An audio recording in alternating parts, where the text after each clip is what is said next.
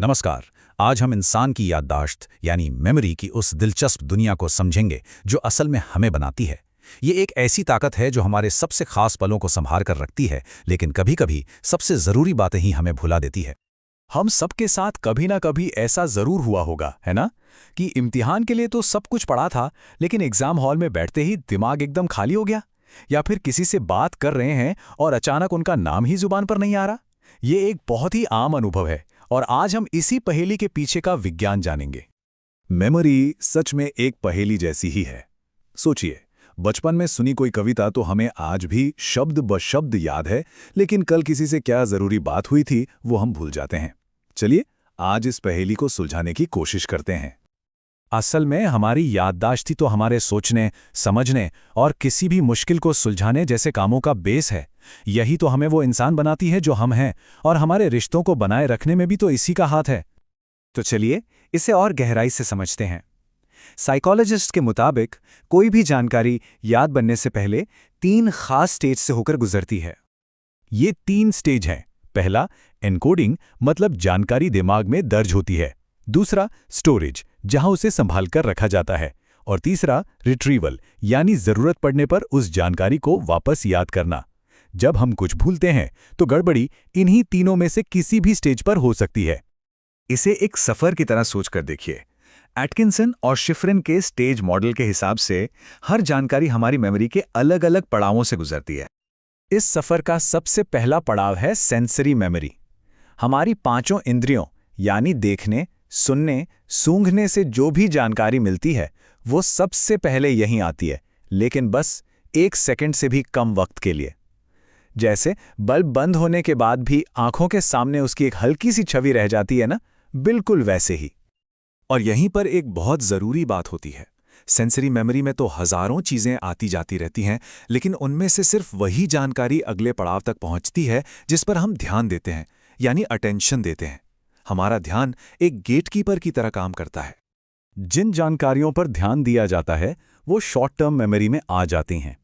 इसे दिमाग का एक रफ पैड या एक टेम्परेरी वर्कस्पेस समझ सकते हैं, जिसकी कैपेसिटी और टाइम दोनों ही बहुत कम है, लगभग 30 सेकंड। यहां पर जानकारी अक्सर उसकी आवाज के आधार पर स्टोर होती है। तो फिर सवाल ये उठता है कि कोई भी जानकारी हमें हमेशा के लिए कैसे याद रह जाती है? इसका जवाब इस सफर के आखिरी और सबसे अहम पड़ाव में छिपा है, लॉन्ग टर्म मेमोरी। और यहां एक बड़ी दिलचस्प बात पता चलती है। कोई भी जानकारी सिर्फ बार बार दोहराने से लॉन्ग टर्म मेमोरी में नहीं जाती। उसे पक्का करने के लिए इलैबोरेटिव रिहर्सल की जरूरत होती है। मतलब नई जानकारी को उस ज्ञान से जोड़ना जो हमारे दिमाग में पहले से ही मौजूद है। लॉन्ग टर्म मेमोरी एक बहुत बड़े और परमानेंट स्टोर हाउस की तरह है, जिसकी कैपेसिटी की कोई सीमा नहीं है। यहाँ जानकारी हमेशा के लिए उसके मतलब के आधार पर स्टोर हो जाती है। जब हम कुछ भूलते हैं तो उसका मतलब ये नहीं कि वो जानकारी डिलीट हो गई है, बल्कि ये कि हम उसे सही तरीके से रिट्रीव नहीं कर पा रहे हैं। लॉन्ग टर्म मेमोरी भी एक जैसी नहीं होती। इसके भी 2 मुख्य प्रकार हैं। एक है डिक्लेरेटिव मेमोरी, जो फैक्ट्स और घटनाओं से जुड़ी है, यानी वो चीज़ें जिन्हें हम बता सकते हैं। और दूसरी है प्रोसीजरल मेमोरी, जो हमारे स्किल से जुड़ी है, यानी वो चीज़ें जो हम करना जानते हैं, जैसे साइकिल चलाना। डिक्लेरेटिव मेमोरी को भी हम 2 और हिस्सों में बांट सकते हैं।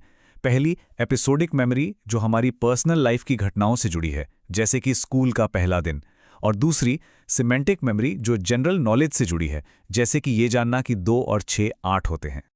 तो अब आते हैं सबसे जरूरी सवाल पर। इस सारी जानकारी का इस्तेमाल करके हम अपनी याददाश्त को बेहतर कैसे बना सकते हैं?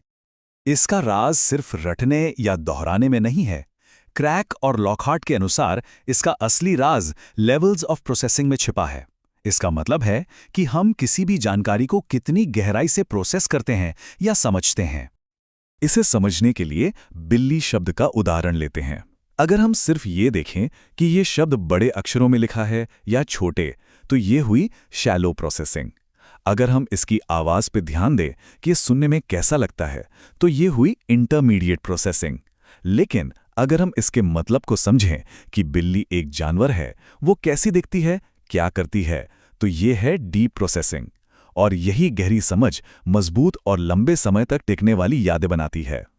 तो सबसे अहम बात यही है कि किसी भी जानकारी के मतलब को समझना, उसे दूसरी चीजों से जोड़कर देखना और उसका विश्लेषण करना ही उसे लंबे समय तक याद रखने का सबसे पक्का तरीका है, सिर्फ रटना नहीं। इससे एक बात तो साफ है, हमारी यादें सिर्फ डेटा नहीं है, बल्कि हमारे अनुभवों, हमारी भावनाओं और हमारी समझ का एक आईना है। तो इस विचार के साथ आज की बात खत्म करते हैं। सोचिए, आपकी सबसे कीमती याद कौन सी है और वो आपके लिए इतनी गहरी और खास क्यों है?